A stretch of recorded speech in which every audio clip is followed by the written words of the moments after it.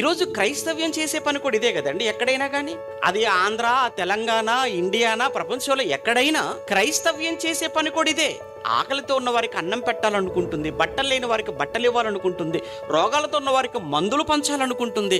అలానే ఎన్నో సమస్యలతో, కుటుంబ సమస్యలు, వ్యక్తిగత సమస్యలు, ఆరోగ్య సమస్యలు, ఇక జీవితం మీద విరక్తి వచ్చి చావాలనుకుంటున్న సమయంలో అలాంటి వారికి ఎన్నో ఆదరణ కలిగించే మాటలు, ఎన్నో ఓదార్పు మాటలు చెప్పి వారిని నిలవబెట్టి ఆ కుటుంబాలలో వెలుగులు నింపే ఎన్నో సంగతులు ఈ సభల ద్వారా కావచ్చు, సదస్సుల ద్వారా కావచ్చు, ఏ కార్యక్రమం ద్వారానైనా క్రైస్తవుడు చేసే పని ఇదే.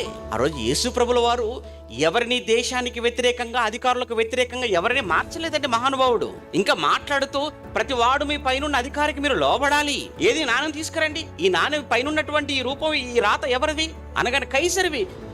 కైసరికి ఇవ్వండి, ప్రభుత్వానికి చెల్లించవలసిన పన్ను ప్రభుత్వానికి చెల్లించండి, ప్రభువుకు చెల్లించవలసిన ప్రభువుకు చెల్లించండి.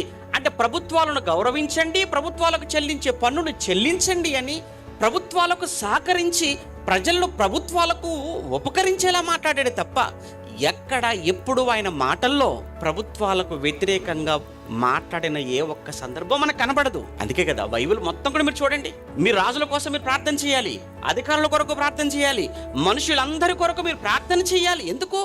వారు మీరు అందరూ సుఖముగా ఉండాలి అంటే, క్షేమంగా ఉండాలి అని అంటే వారందరి కోసం ప్రార్థన క్రైస్తవులుగా మీరు చేయాలి అని మన మీద పెట్టిన బాధ్యత.